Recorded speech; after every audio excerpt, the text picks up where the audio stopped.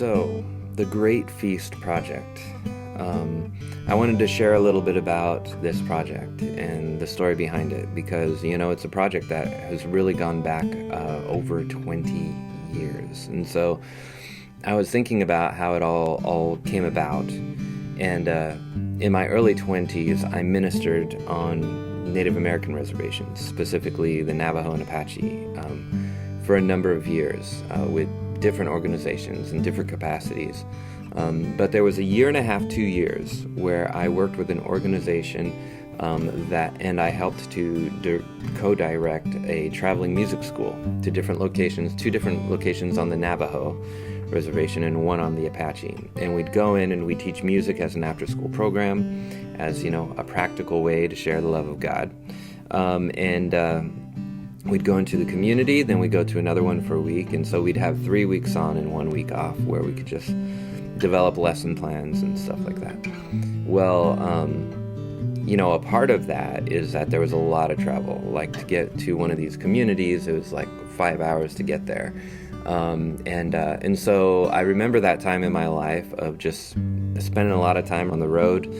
And, during this time also, it was a formational time for me. I was growing in my relationship with God and really rethinking a lot of things that I had been taught growing up and everything like that.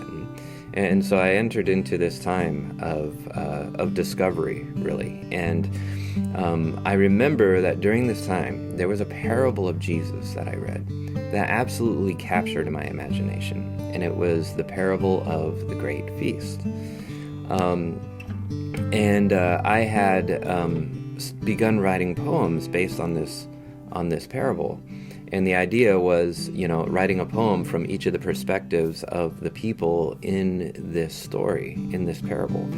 And so there's, poems of the master saying things to the servant and the herald going out and inviting people in, the landowner and the plowman and the newly married and just all these different characters, the poor, the maimed, and the blind, and the traveler, all these different characters, and it was kind of an Ignatian experience of putting myself into the story and imagining what these different perspectives were saying in this story, and so I had forgotten all about these poems until early 2020 when I started to dig through some old stuff, and I found a self-published thing that I had put together of essays and prose and in sort of a devotional kind of format. And so I started thumbing through this, and while some essays and prose did not age well, I got to a portion in this where I actually put these poems into this bound together collection of writings, and I started reading these poems, and something came alive in me again, and I started become excited and fascinated over this parable again. And so I decided, to go ahead and take that, throw it up on the website, invite people to read the poems. And when I did that, I also decided to reach out to some friends who are creatives and artists and working in different types of media.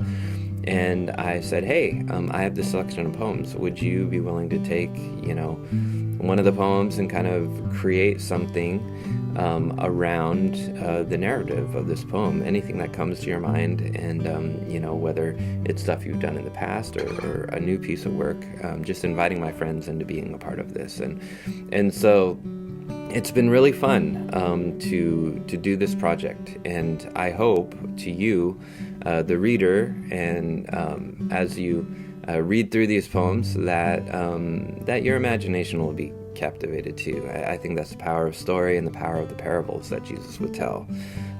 It communicated the spiritual truths on another level, and it still does that to us as we read them, as we consider them, as we spend time with them in prayer and in meditation. And so I invite you into the Great Feast.